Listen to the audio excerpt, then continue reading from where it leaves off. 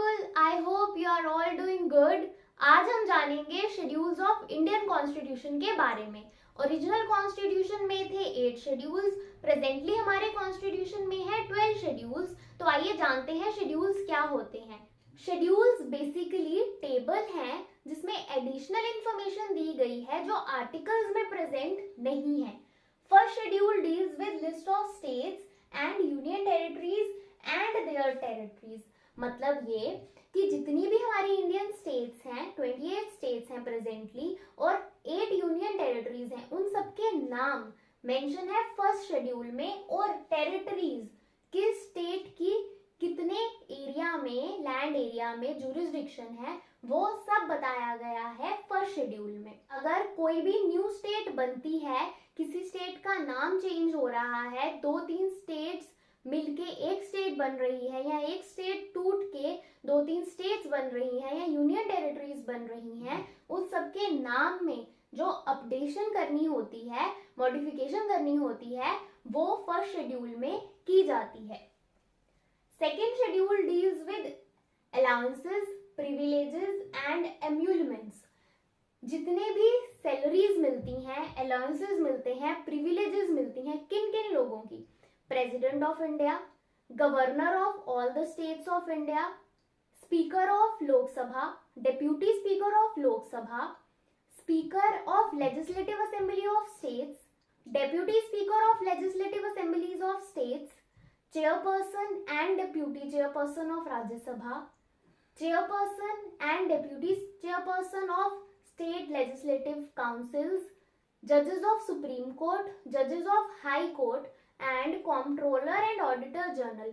इन सब की एम्यूलमेंट्स, privileges, allowances के बारे में बताया गया है सेकेंड शेड्यूल में। Third schedule deals with oath and affirmations. जो शपथ ली जाती है उनके बारे में बताया गया है थर्ड शेड्यूल्स में। किन किन की शपथ के बारे में? यूनियन मिनिस्टर्स, यूनियन मिनिस्टर मतलब केंद्र मंत्री, ठीक है। स्टेट मिनिस्टर्स जो राज्यों में मंत्री हैं उनके बारे में। पार्लियामेंट इलेक्शन कैंडिडेट्स उनके बारे में। स्टेट लेजिस्लेचर इलेक्शन कैंडिडेट्स की शपथ के बारे में। एमपीज के बारे में, मेंबर ऑफ पार्लियामेंट्स के बारे में, मेंबर ऑफ स्टेट लेजिस्लेचर्स के बारे में बताया गया है। जजेस ऑफ सुप्रीम कोर्ट, जजेस of high court and controller and auditor general की ओथ एंड अफर्मेशंस के बारे में बताया गया है थर्ड शेड्यूल में। Fourth schedule deals with allocation of seats for states and union territories in the Rajya Sabha. Parliament के 2 हाउसेज हैं, लोकसभा एंड राज्यसभा। तो राज्यसभा में किस स्टेट से कितनी सीट्स जाएंगी, किस यूनियन टेरिटरी से कितनी सीट्स होंगी, ये बताया गया है पूरा प्रोसीजर फोर्थ शेड्यूल में। Fifth schedule deals with administration and control of scheduled areas and scheduled tribes. जिस भी एरिया में ट्राइबल पॉपुलेशन रहती है उन एरियाज को कुछ स्पेशल प्रिविलेजेस मिलती हैं बाकी एरियाज के कंपैरिजन में। वो सब प्रिविलेजेस वगैरह कौन डिक्लेयर कर सकता है, क्या इनके पास स्पेशल स्टेटस होंगे, ऑटोनॉमी होगी, उस सब के बारे में बताया गया है फिफ्थ शेड्यूल में। और फिफ्थ शेड्यूल में 10 स्टेट से एरियाज आते हैं। आप कोई एक पूरी स्टेट को शेड्यूल एरिया डिक्लेयर नहीं करते हो। किसी स्टेट में छोटे छोटे पॉकेट्स होते हैं, छोटे छोटे एरिया होते हैं जहाँ पे ट्राइबल पॉपुलेशन प्रीडोमिनेंटली रहती है, उस एरिया को आप शेड्यूल एरिया डिक्लेयर कर सकते हो। और किसके पास पावर है किसी भी एरिया को शेड्यूल एरिया डिक्लेयर करने की? प्रेसिडेंट के पास। Sixth schedule deals with tribal areas in the states of Assam, Tripura, Mizoram and Meghalaya. अब असम, त्रिपुरा, मिजोरम, मेघालय, इन 4 स्टेट्स में जो ट्राइबल एरियाज हैं उनके बारे में जो बातें बताई गई हैं वो बताई हैं सिक्स्थ शेड्यूल में। अब आप बच्चे सोचेंगे कि फिफ्थ शेड्यूल में भी तो शेड्यूल एरियाज ही आ रहे थे और सिक्स्थ शेड्यूल में भी शेड्यूल एरियाज ही आ रहे हैं, दोनों में डिफरेंस क्या है? दोनों में डिफरेंस ये है कि जो फिफ्थ शेड्यूल में ट्राइबल एरियाज है ना, वो सिक्स्थ शेड्यूल के ट्राइबल एरियाज के कंपैरेटिवली बाकी कल्चर में ज्यादा एक्सपोजर कर चुके हैं, वो हमारे कल्चर को भी जान चुके हैं, वो थोड़ा मॉडिफाई कर रहे हैं धीरे धीरे अपने आप को।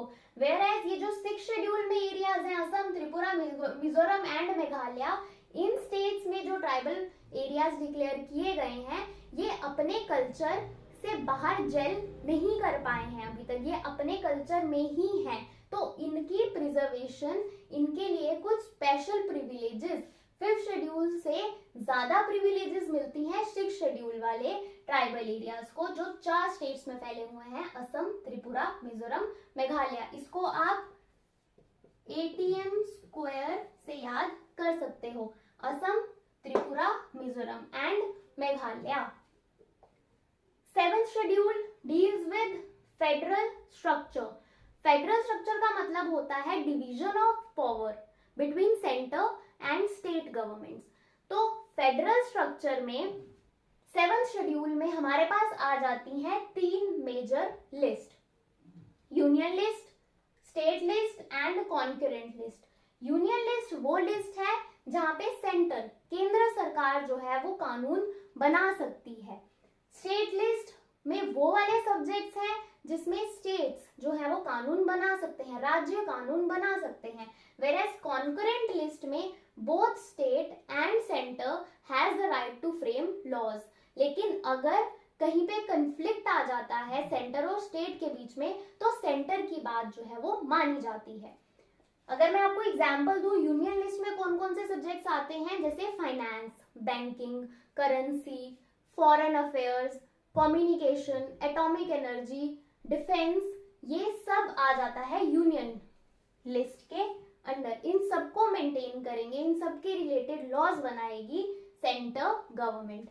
स्टेट लिस्ट में हमारे पास आ जाते हैं एग्रीकल्चर, ठीक है, पब्लिक लॉ एंड ऑर्डर जिसमें पुलिस आ जाती है, वो स्टेट लिस्ट में आ जाता है। कॉन्करेंट लिस्ट में हमारे पास आ जाता है एजुकेशन, फॉरेस्ट, इन सब में दोनों states as well as centre laws बना सकती हैं। 8th schedule deals with official languages. हमारे कॉन्स्टिट्यूशन में 22 लैंग्वेजेस को रिकॉग्नाइज किया गया है एज ऑफिशियल लैंग्वेजेस। उन सब 22 लैंग्वेजेस की जो लिस्ट है उसके नाम मेंशन किए हैं 8th शेड्यूल में। ओरिजिनली जब कॉन्स्टिट्यूशन एनफोर्स हुआ तो 14 लैंग्वेजेस थी 8th शेड्यूल में as official languages. With the passage of time amendments के साथ प्रेजेंटली हमारे पास है 22 ऑफिशियल लैंग्वेजेस। 8 तक जितने भी शेड्यूल थे वो हमारे ओरिजिनल कॉन्स्टिट्यूशन में थे। इसके बाद 9, 10, 11 शेड्यूल ऐड किया गया है अमेंडमेंट्स के साथ। 9th schedule deals with land reforms, जिसे ऐड किया गया था first constitutional amendment act of 1951 से।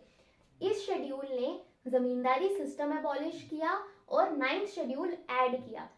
इसकी जरूरत क्यों पड़ी? क्योंकि जब हम आजाद हुए तो गवर्नमेंट को चाहिए थी प्रॉपर्टी, लैंड चाहिए था डेवलपमेंट प्रोजेक्ट कैरी फॉरवर्ड करने के लिए। उस टाइम पे जमींदार के पास बहुत सारी लैंड होती थी, तो अगर गवर्नमेंट एक्वायर कर भी लेती थी वो लैंड, प्रॉपर कंपनसेशन देकर भी, उस टाइम पे राइट टू प्रॉपर्टी जो था वो फंडामेंटल राइट था। तो इसी को देखकर जो लोग थे वो पहुंच जाते थे सुप्रीम कोर्ट या हाई कोर्ट कि ये हमारे फंडामेंटल राइट्स की वायलेशन हो रही है। तो सरकार ने अमेंडमेंट लाई, first constitutional amendment 1951, according to which अगर 9th शेड्यूल में जो भी सब लॉज एक्ट्स डाले जाएंगे वो जुडिशियल रिव्यू से बाहर रहेंगे।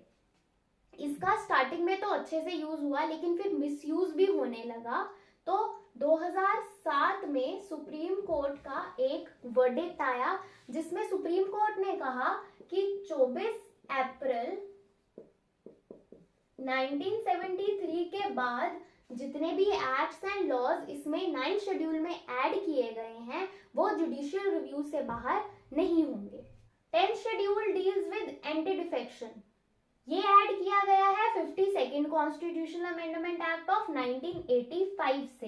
Anti defection law deals with the disqualification of members of parliament as well as state legislature on the ground of defections. अगर कोई कैंडिडेट एक पार्टी से चुनाव लड़ता है और जीत जाता है, उसके बाद वो अपनी पार्टी चेंज कर लेता है, इससे क्या होगा? इंस्टेबिलिटी क्रिएट हो जाएगी। एक तरीके की सरकार भी वो गिरा सकता है, अपना मेजॉरिटी लूज कर जाएगी जो पार्टी है अगर उसने शिफ्ट कर लिया। तो इन सब चीजों को रोकने के लिए एंटी डिफेक्शन लॉ लाया गया कि अगर कोई कैंडिडेट ऐसा करता है, विलफुली करता है, इंटेंशनली करता है, तो हम उसको डिस्क्वालीफाई कर सकते हैं। 11th schedule deals with panchayat. It was added by 73rd Constitutional Amendment Act of 1992। इसमें वो सब 29 सब्जेक्ट्स बताए गए हैं जिसमें लॉ बनाने की पावर, रिस्पॉन्सिबिलिटी है पंचायत के पास। 29 सब्जेक्ट्स हैं इसमें। And 12th schedule deals with municipalities. It was added by 74th Constitutional Amendment Act of 1992। इसमें 18 सब्जेक्ट्स बताए गए हैं जिसपे लॉ बनाने की रिस्पॉन्सिबिलिटी, पावर है म्युनिसिपैलिटी के पास। इन शेड्यूल्स को याद करने की एक ही ट्रिक जो बहुत फेमस है वो है tears of old PM.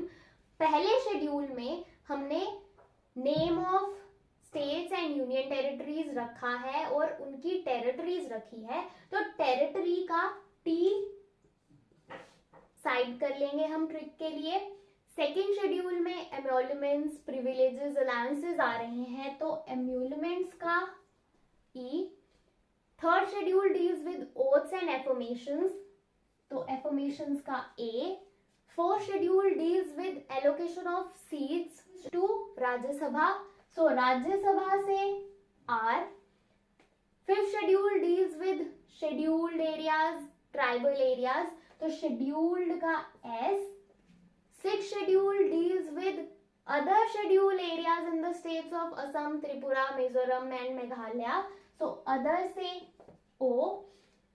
Seven schedule deals with federal structure जिसमें 3 लिस्ट आती हैं, union list, state list and concurrent list, so federal से A. 8th schedule deals with official languages, 22 official languages हैं, सो ऑफिशियल से ओ।